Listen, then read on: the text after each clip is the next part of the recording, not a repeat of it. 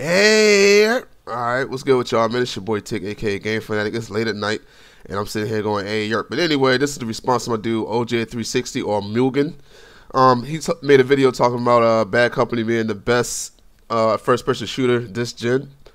And I don't think that's right, man. Sorry for my voice, but I came down with a cold. But as you can see, anyway, I'm going through the armor in the character customization feature that Rainbow Six Vegas 2 had. And as you can see, the heavier the armor, the more it protects you, but also the slower it makes your character. It makes you walk slower, it makes you aim slower. Next here, I'm going through the camos, the different camos that you can pick in the game. And unlike Battlefield, you can actually, when you get to the last rank, you can customize your own camo. As you're going to see, you can choose from different patterns, and you can actually add what kind of color pattern you want to the camo. So you see, these are custom camos that I created myself. And as you can see, there's like 4 different slots, and you can pick whatever color or pattern from your choosing. And this is me putting my custom camos on my armor to show you what it looks like. But I don't normally like to wear a lot of armor because I like to move pretty fast, so I only wear 2 bars, which is just enough to eat like a few bullets, but I can still move kind of fast. So that's what I normally like to do. Sorry about the sniffles, man. I came down with some kind of a head cold like yesterday or the day before yesterday, so I'm kind of under the weather. That's why my voice sounds crazy. But I don't have a problem with OJ360. I don't want you guys to think that we're beefing or anything. No, we're not beefing. I just have an opinion. He has an opinion. But I like, Battlefield, but I didn't really like Bad Company that much.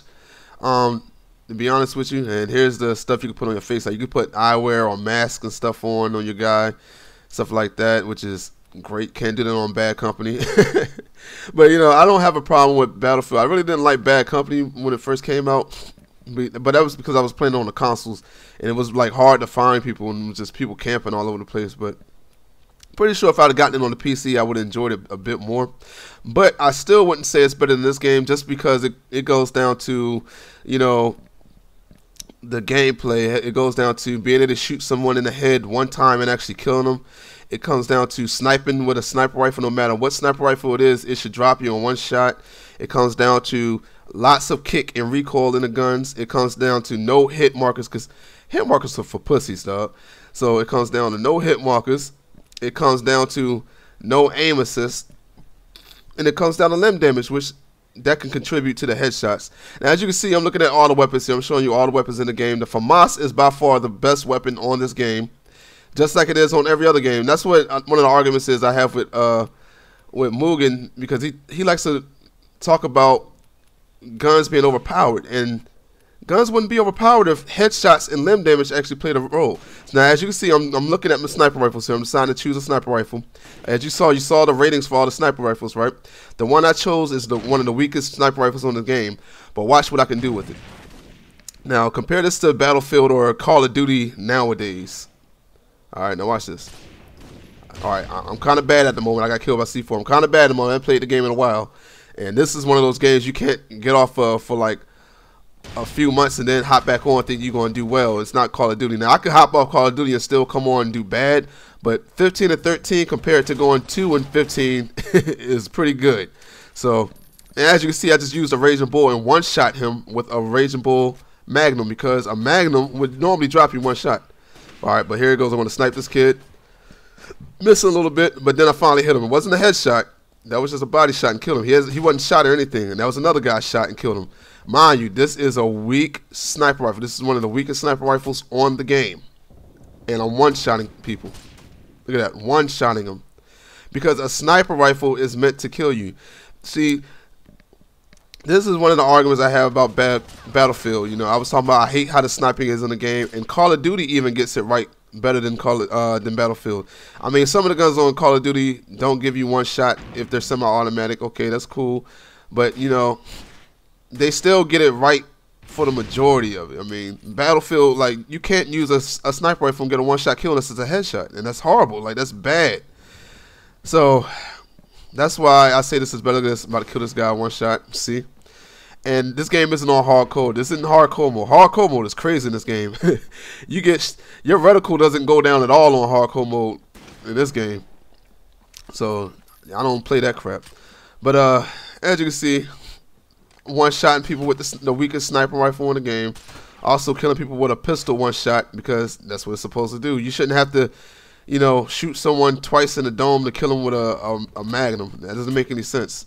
So that's why, you know, I don't really like those newer titles like Bad Company 2 and Battlefield 3 that much. I mean, they're fun. They're better than Call of Duty, because Call of Duty is a little too easy mode nowadays, but it's not by much. You see what I'm saying?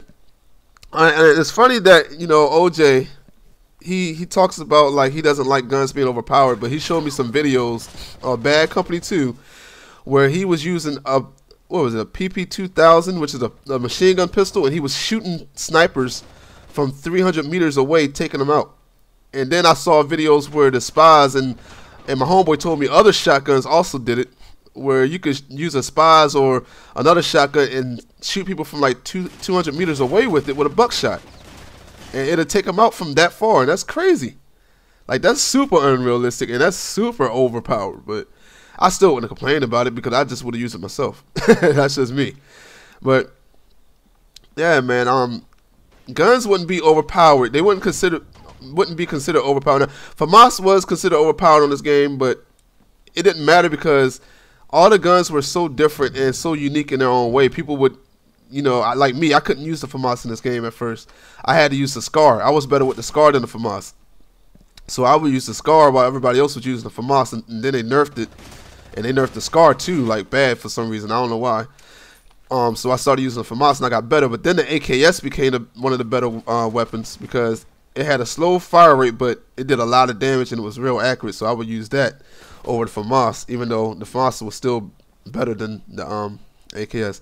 And I'm sorry for that transition, man. Sony Vegas was acting kind of weird, but now I switched to the shotguns, because shotguns was another problem with Battlefield and Call of Duty, where shotguns don't one-shot people up close most of the time, especially in Battlefield. I mean, it's a low ratio of it dropping you in one shot. So this is the M3 shotgun. It's not the strongest shotgun in the game. It's one of the weaker shotguns out of the game. But as you can see, boom, I'm dropping people. And the guy right there I just killed, he was dropping kids with the 870 MC5 with one shot. If you rewind the video before I killed him, you'll see him actually dropping kids one shot, because that's what shotguns are meant to do. Now, there were ways to counter this. Shotguns really didn't do a lot of damage if you had a whole bunch of armor on. So a whole bunch of armor, which makes sense, because, you know, Kevlar will definitely stop, you know, shotgun pellets a bit, you know, a bit more. So if you put on a whole bunch of armor, you could basically eat about 2 to 3 shots from a shotgun. Kind of close range, but not like very close range. If it's very close range, it's probably going to go through a little bit and probably kill you a lot quicker. But if you wear a lot of Kevlar in this game and you get shot by a shotgun, you can eat a few bullets, and that's realistic. I could deal with that. That's not a problem. So it still doesn't make the shotguns overpowered, because if you are getting killed by someone with a shotgun, all you gotta do is shoot them in the head first before they get a shot off. Plus, you know, most shotguns in this game are single fired. The only the only automatic shotgun in this game is like extra weak, so it doesn't do that much damage whatsoever, and it shoots kind of slow automatic also.